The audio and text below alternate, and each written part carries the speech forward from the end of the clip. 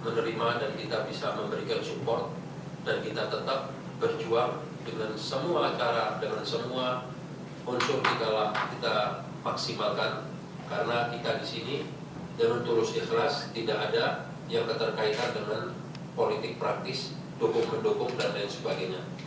Seandainya seorang petahana tidak harus mengeluarkan kata-kata yang tidak layak dan tidak etis, dia pun tidak akan mendapat hambatan, bahkan mungkin dia akan menggapai kemenangan. Tapi insya Allah, dan kita berdoa sekuat-kuatnya, karena yang mampu melawan segala kekuatan yang ada ini hanya Allah Subhanahu wa Ta'ala. Tanpa peran, tanpa bantuan, dan tanpa keputusannya, perjuangan kita akan sia-sia. Silahkan seluruhnya bersatu membackup orang yang melakukan kemungkaran. Insya Allah, Allah yang akan melindungi kita dan akan memenangkan kita. Dan apabila apapun keputusan yang disampaikan atau yang diberikan oleh Allah pada kita, kita tetap harus bisa menerima, dan kita memang harus selalu berjuang. Untuk itu saya mengucapkan terima kasih dan mohon maaf apabila ada yang kurang tepat saya sampaikan. Wabillahi taufiq wal hidayah. Assalamualaikum warahmatullahi wabarakatuh.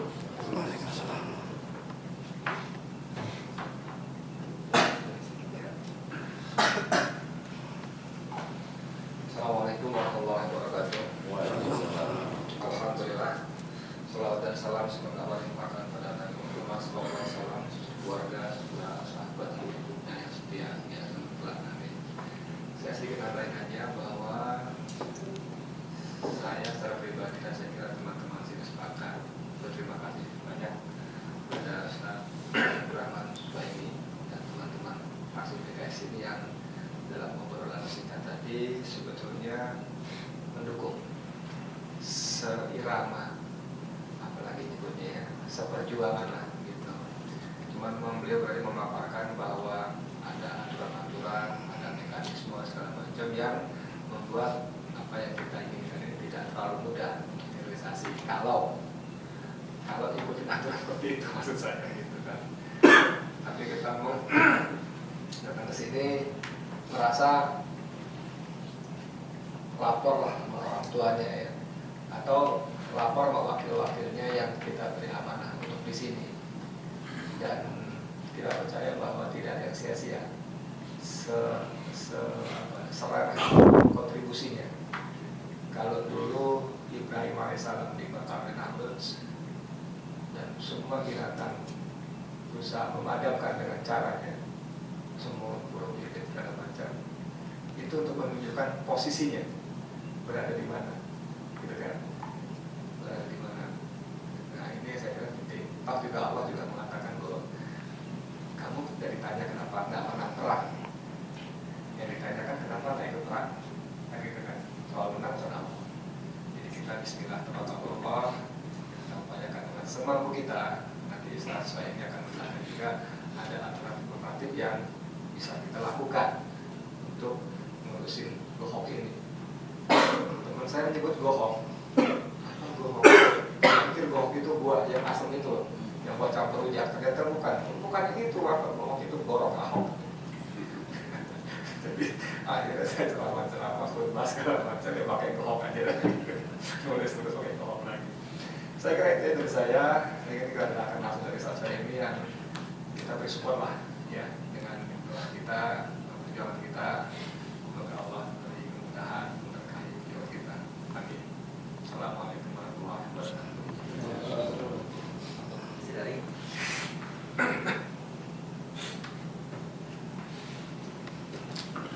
Assalamualaikum warahmatullahi wabarakatuh. Alhamdulillahirabbil alamin. Asyhadu an la ilaha illallah wa asyhadu anna Muhammadan abduhu wa rasuluh. Allahumma shalli ala Muhammadin wa ala alihi wa sahbihi ajmain. Pertama, puji syukur kepada Allah Subhanahu wa taala. Kemudian jazakumullah khairan katsiran kepada Ustaz dan rahmat saya ini menerima kami di sini. Dan ini betul memang yang kedua kali kami hadir sebagai sebuah langkah politik sebetulnya, karena memang langkah politik itu gubernur ada di DPRD kemudian juga pasti ada langkah-langkah lain yang dilakukan oleh kaum muslimin dalam hal pembelaan terhadap agama Allah Subhanahu wa Ta'ala. Karena memang bagi kami ini bukan sekedar persoalan pilkada, tapi sudah menyangkut persoalan akidah, persoalan yang tidak ada lintas lagi kecuali lintas akidah. Sepanjang itu kita menjadi seorang muslim, pasti kita terpanggil. Alhamdulillah PKS sebagai sebuah partai Islam juga cukup andil besar dalam hal ini. Kita juga mendengar bagaimana teriakan takbir di DPR oleh Ustaz Muzamil Yusuf. Mudah-mudahan ini bergulir terus, dan betul apapun yang menjadi kontribusi kita, mudah-mudahan menjadi amal soleh kita di hadapan Allah Subhanahu wa Ta'ala. Kita hanya berharap pada Allah Subhanahu wa Ta'ala. Mudah-mudahan dengan kesungguhan kita, Allah memberikan pertolongannya kepada kita semua. Aku qouli hadza wa astaghfirullah. Assalamualaikum warahmatullahi wabarakatuh. Masih ada dari sekalian, silakan. Assalamualaikum warahmatullahi wabarakatuh. Saya Audi Agus dari Majlis Mujahidin. Ya, sebenarnya persoalan Ahok ini kan sudah kita tahu. Hanya yang dari Majlis Mujahidin yang kita pertanyakan adalah seumpama Ahok itu tidak diproses, ya, sebenarnya tidak diproses secara hukum, kemudian tindakan massal, karena kita sudah tahu kan bahwa persoalan ini kan sudah seluruh wilayah di Indonesia kan terlibat untuk demo. Kalau kemarin hari Ahad kan di Padang, nanti Ahad depan di Medan, terus dari Batu ke Padang, Medan, terus ini keliling, ini nggak selesai masalahnya. Sebenarnya kita minta dari fraksi PKS ataupun fraksi umat Islam secara keseluruhan, secara kita menghendaki suaranya yang sangat tegas, ya, secara tegas untuk menyelesaikan persoalan ini. Ya. Sebenarnya itu di situ. Ya. Terus yang kedua adalah kira-kira apa masukan dari solusi politis lah dari partai-partai yang ada ini, PKS ataupun yang lain, untuk perkara kasus Ahok itu. Ya. Kita ingin yang tentunya itu berpihak kepada masyarakat. Ya. Jazakumullah. Itu saja. Syukran. Assalamualaikum warahmatullahi wabarakatuh.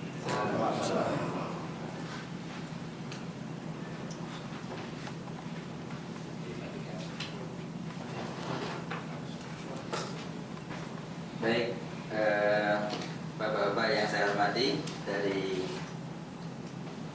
Pak Korpa, dari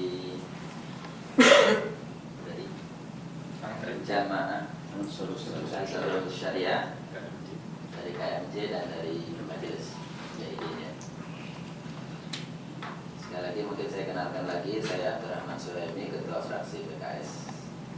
Saya sangat bergembira dan sangat senang dengan kehadiran Bapak sekalian, dan ini adalah tempat yang tepat. Ini adalah DPRD, Dewan Perwakilan Rakyat. Jadi bapak-bapak bisa setiap hari datang ke sini. Bukan hanya sepekan, bukan sebulan, apalagi setahun sekali. Setiap hari berhak untuk datang ke sini. Maksudnya bukan di sini saja, jadi DPRD ini karena ini adalah perwakilan rakyat. Di sini adalah tempat mengadu, di sini untuk menyampaikan persoalan-persoalan yang ada di masyarakat. Mata kita terbatas, telinga kita terbatas, sehingga harus ada informasi dari masyarakat. Sehingga bapak-bapak bisa datang ke PKS, datang ke fraksi-fraksi yang lainnya, menyampaikan apa yang sebenarnya terjadi di masyarakat. Yang kedua, terkait dengan penistaan agama ini, kita mendorong itu, mendukung bapak-bapak sekalian untuk penegakan hukum. Jadi kita meminta aparat penegak hukum ini dalam konteks ini atau semuanya penegakan hukum di Indonesia, karena negara kita adalah negara hukum, supaya dijalankan tidak setengah-setengah. Jangan sampai hukum itu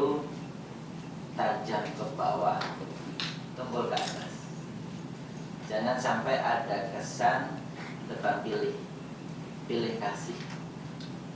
Jangan sampai juga masyarakat kita yang santun, yang tenang, yang suka berdialog, suka bersilaturahim itu sampai kemudian memuncak sampai berbuat anarkis misalnya, tapi bukan karena sifatnya, tetapi akibat salurannya tertutup. Kita tidak ingin itu. Jadi kita ingin mendorong betul, kita punya pesan betul kepada penegak hukum untuk ini dijalankan. Proses ini harus dijalankan dengan benar, terbuka, masyarakat tahu, jangan tebang pilih. Kalau di sini diadili, di sana juga harus diadili. Kalau di bawah ini kata keliru diadili, di atas juga harus diadili. Soal orang minta maaf, kita maafkan. Tapi hukum harus berjalan sesuai dengan tracknya. Yang ketiga, kalau kaitannya dengan DPRD, DPRD ini punya 3 hak. Yaitu pertama interpelasi. Interpelasi itu kita bertanya untuk diberikan jawaban oleh gubernur. Yang kedua, kita punya hak angket. Hak angket itu hak menyatakan pendapat. Dan yang ketiga, kita punya hak untuk menyatakan pendapat. Nah, tapi hak-hak ini adalah punya aturan-aturannya. Tapi kita insya Allah akan menggunakan hak ini dan mengajak partai-partai lain untuk menggunakan hak ini sesuai dengan aturannya. Segera ilustrasi saja, misalnya hak interpelasi. Hak interpelasi itu harus dihadiri dari setengah jumlah anggota dewan, 50%. Jadi kita ada 106. Jadi ketika ada interpelasi itu separuhnya itu harus hadir. Jadi kalau kurang dari itu otomatis tidak bisa berjalan. Dari separuh itu, dari setengah yang hadir itu, setengahnya harus menyetujui hak interpelasi itu baru berjalan. Dan ini membutuhkan komunikasi politik. Nah, hak angket lagi lebih berat lagi, hak angket, hak penyelidikan itu 3/4 harus hadir. Dari separuhnya itu harus disetujui. Dan PKS cuma 11 atau baru 11. Mudah-mudahan 2019 lebih banyak lagi. Ini sekarang 11, artinya kita perlu tenaga yang lainnya mengajak yang lainnya. Itulah kondisinya. Jadi ketika kita menyetujui kemudian yang lainnya belum memberikan respon, otomatis itu akan berhenti. Tapi kita terus akan berjalan memperjuangkan dan kita bersama umat. Apalagi kalau babnya penistaan Quran, kita bersama umat. Kita menghormati Quran. Landasan kita adalah Al-Quran. Jadi ini tidak main-main. Kalau Quran sudah dinodai, ulama sudah dihina, ini kan rujukan kita apa lagi? Ini rujukan kita dalam kehidupan Quran, Sunnah, kemudian ulama. Rujukan kita ulama.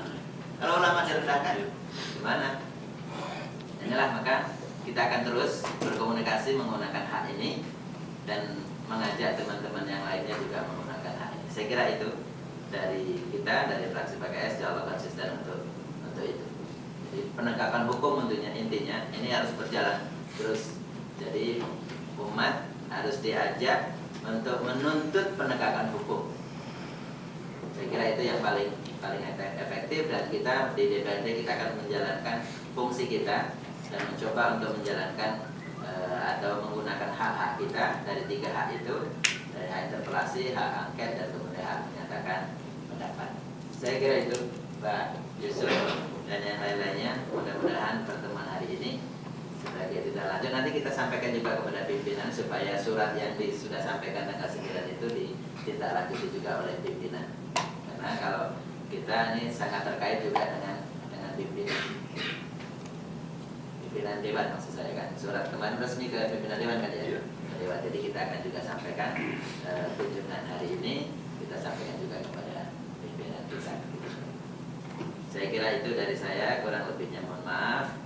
Dan sekali lagi kami senang dan siap terus untuk menerima Bapak-Bapak sekalian, dan mohon maaf segala kekurangan. Assalamualaikum warahmatullahi wabarakatuh.